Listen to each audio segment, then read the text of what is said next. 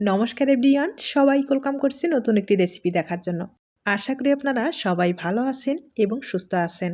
আজকে শুধুমাত্র আটা দিয়ে ঝিলমিল পিঠা অথবা বাবুই ঝাঁক পিঠাও বলতে পারেন। এই পিঠা অনেক নামে পরিচিত, বিশেষ করে গ্রামগঞ্জে এই পিঠাগুলো বেশি পরিচিত। তবে এই পিঠাগুলো তৈরি করা খুব একটা কঠিন না। মাত্র একটি উপকরণে কম সময়ে ঝটপট পিঠাটা তৈরি করা যায়।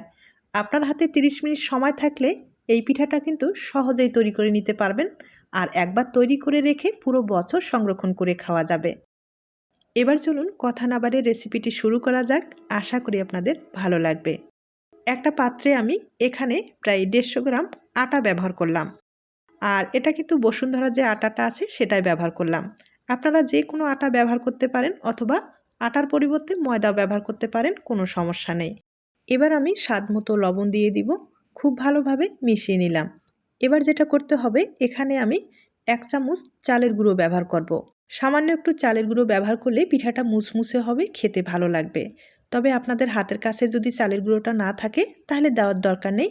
আর যদি একান্তই আপনারা চালের গুঁড়োটা ব্যবহার করতে চান, সেক্ষেত্রে সিদ্ধ চাল অথবা আতপ চাল সামান্য একটু পেস্ট তৈরি করে ব্যবহার করতে পারেন।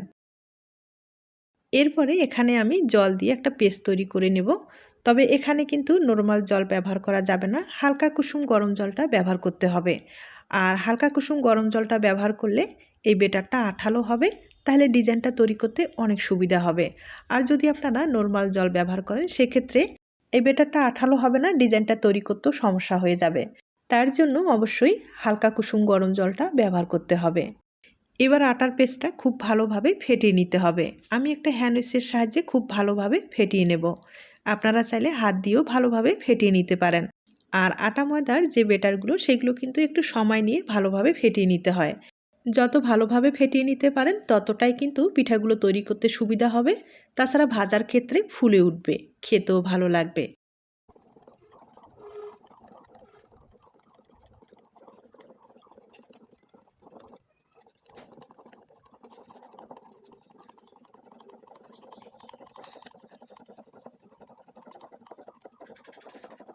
বেটারটা আমি খুব ভালোভাবে ফেটিয়ে নিলাম। তবে আমার কাছে মনে হচ্ছে ভিতরে অনেকটা দানা রয়ে গেছে। আটা ময়দার যে বেটারগুলো, সেগুলো কিন্তু দানাটা থেকেই যায়। তার জন্য যেটা করতে পারেন, একটা চালনির সাহায্যে ভালোভাবে চেলে নিতে পারেন। চেলে নিলে এই যে ফেটানোর ব্যাপারটা, সেটা কিন্তু সময়টাও কম লাগবে, খুব তাড়াতাড়ি কাজটাও হয়ে যাবে।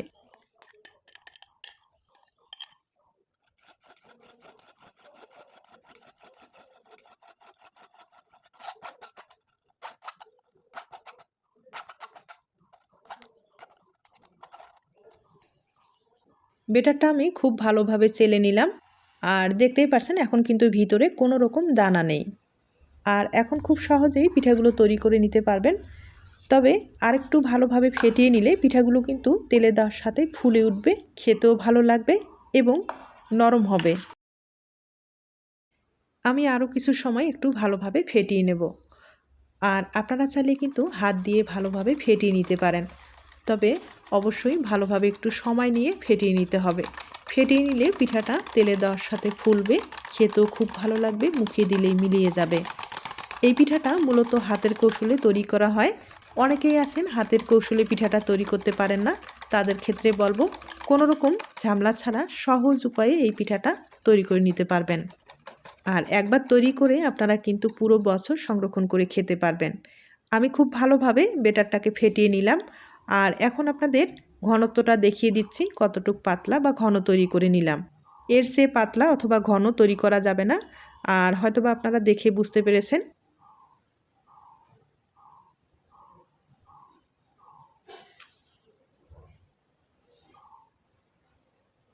বেটারটা আমি পুরোপুরি রেডি করে নিলাম। আর এখন পিঠাগুলো তৈরি করে নিতে হবে। আমি কিন্তু এখান থেকে কিছুটা বেটার একটু আলাদা করে নেব। এগুলোতে আমি ফুড কালার ব্যবহার করব।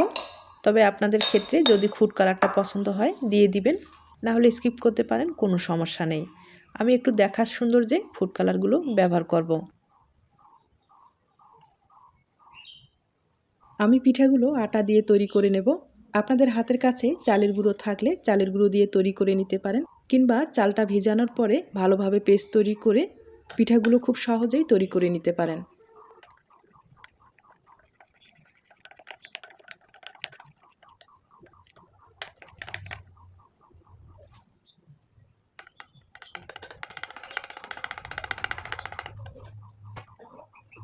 বেটারগুলো সবগুলো রেডি করে নিলাম। আর এখন এই বেটারগুলো প্লাস্টিকের ব্যাগে ভরিয়ে নেব। আমি একবারে নর্মাল প্লাস্টিকের ব্যাগে ঢুকিয়ে খুব সহজেই পিঠাগুলো তৈরি করে নেব। তবে হ্যাঁ, আপনারা যদি হাতের কৌশলে পিঠাটা তৈরি করতে পারেন, সেক্ষেত্রে হাতের কৌশলে খুব সহজেই পিঠাগুলো তৈরি করে নিতে পারেন। আর আবারও বলছি, আপনারা যারা হাতের কৌশলে পিঠাটা তৈরি করতে পারেন না, তারা কিন্তু এরকম প্লাস্টিকের ব্যাগে ভরিয়ে কোনো রকম ঝামেলা ছাড়া খুব সহজেই পিঠাগুলো তৈরি করে নিতে পারেন।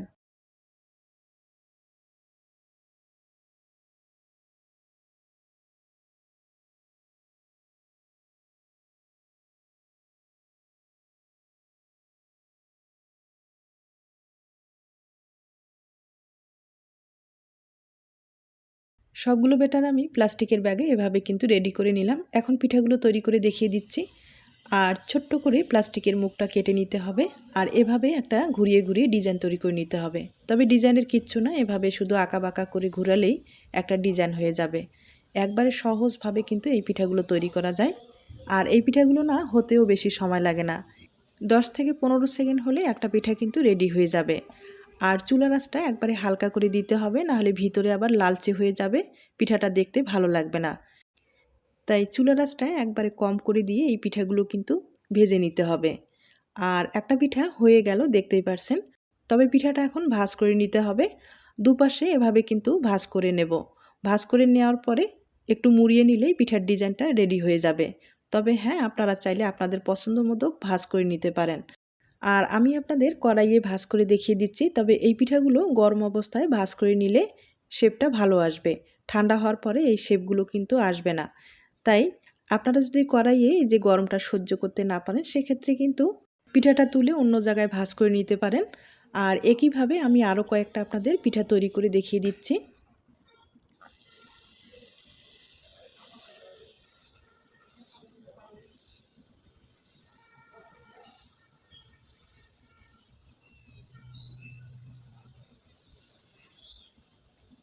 এই পিঠাগুলো আপনারা চাইলে কিন্তু একটু মোটা অথবা চিকন করে তৈরি করে নিতে পারেন। আর মোটা করে তৈরি করলে আরেকটু বেটারটা বেশি দিতে হবে। আর এভাবে রেখে দিলে সামান্য কিছু বেটার হলেই আপনারা অনেকগুলো পিঠা তৈরি করে নিতে পারেন। আর এই পিঠাগুলো তৈরি করতে বেশি আটা ময়দার দরকার হয় না। সামান্য কিছু আটা হলে আপনারা অনেকগুলো পিঠা তৈরি করে নিতে পারেন।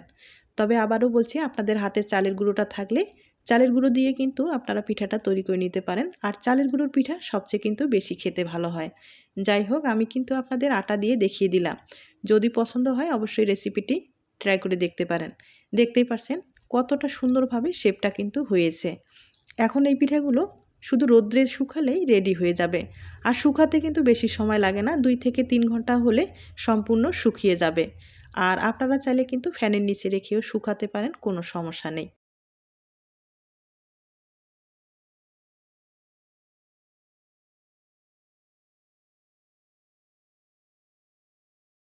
আমি আপনাদের কয়েকটা পিঠা তৈরি করে দেখিয়ে দিলাম। আর যে ফুড কালারগুলো ব্যবহার করলাম, একটা পিঠা আপনাদের তৈরি করে দেখিয়ে দিচ্ছি।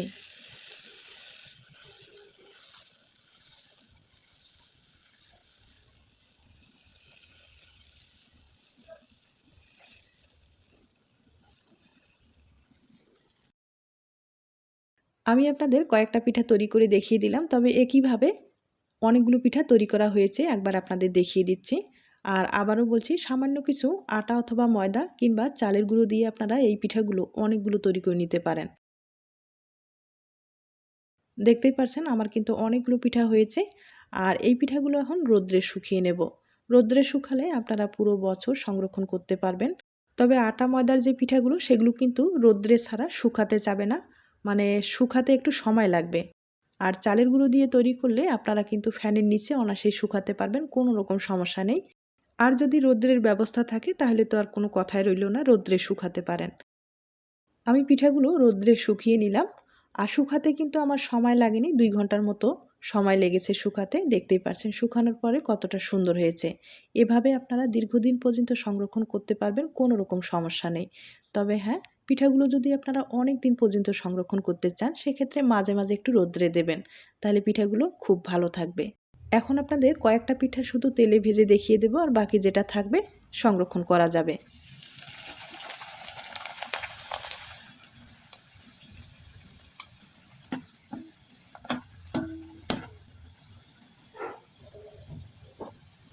এই পিঠাগুলো ভাজতে বেশি সময় লাগে না, তেলে দেবেন আর তুলে নেবেন। তবে হ্যাঁ, হালকা আঁচে ভেজে নিতে হবে, বেশি আঁচে ভাজলে পিঠার কালারটা কিন্তু পুরো চেঞ্জ হয়ে যাবে, দেখতে ভালো লাগবে না। আর এভাবে আমি কয়েকটা আপনাদের ভেজে দেখিয়ে দিচ্ছি। এরপরে শিরা তৈরি করে কিন্তু পিঠার উপরে ছড়িয়ে দিলে পিঠাটা খেতে আরও ভালো লাগবে। আর পিঠা বলে কথা, অবশ্যই শিরা ব্যবহার করতে হবে, তাহলে খেতে কিন্তু দুর্দান্ত লাগবে। এই পিঠাগুলো তৈরি করে কিন্তু আপনারা পুরো বছর সংরক্ষণ করতে পারেন। দেখা গেল হঠাৎ কোনো অতিথি আপ্যায়নে ঝটপট পিঠাগুলো ভেজে একটু শিরা ব্যবহার করে পিঠাগুলো পরিবেশন করতে পারেন।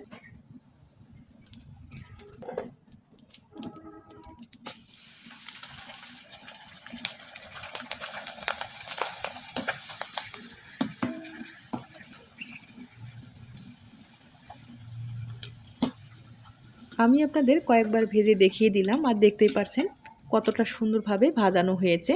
তবে এখন শিরা তৈরি করে নিতে হবে, শিরা ছাড়া খেতে কিন্তু ভালো লাগবে না। আমি সামান্য পরিমাণে একটু গুড় শিরা তৈরি করে নেব, আর সমান পরিমাণে একটু জল ব্যবহার করলাম। শিরাটা একটু ঘন করে তৈরি করে নিতে হবে। তবে আপনারা চাইলে একটু চিনির শিরা ব্যবহার করতে পারেন, অথবা শুধু একটু চিনি ছড়িয়ে দিয়েও খেতে পারেন।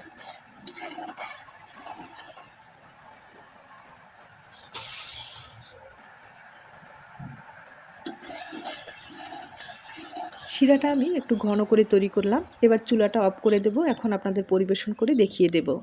একবারে সহজ ধরনের এই পিঠা রেসিপিটি তুলে ধরার চেষ্টা করলাম। যদি আপনাদের ভালো লেগে থাকে অবশ্যই বাড়িতে ট্রাই করে দেখতে পারেন। দেখতেই পারছেন পিঠাটা ভেজে নেওয়ার পরে কতটা সুন্দর হয়েছে। যেমনই এখন রসালো তেমনই কিন্তু মুচমুচে, মুখে দিলেই একবারে কুড়মুড়ে ভাব থাকবে, তাছাড়া রসালো থাকবে, খেতে দুর্দান্ত লাগবে। তাই বলছি অবশ্যই একবার হলো ট্রাই করে দেখুন। তবে ছোট্ট একটা রিকোয়েস্ট থাকবে, পিঠার এই রেসিপিটি আপনাদের কাছে যদি ভালো লেগে থাকে বা আপনার কোনো উপকারে আসতে পারে তাহলে কিন্তু একটা লাইক দিতে পারেন। এখন আপনাদের ভেঙে দেখিয়ে দিচ্ছি।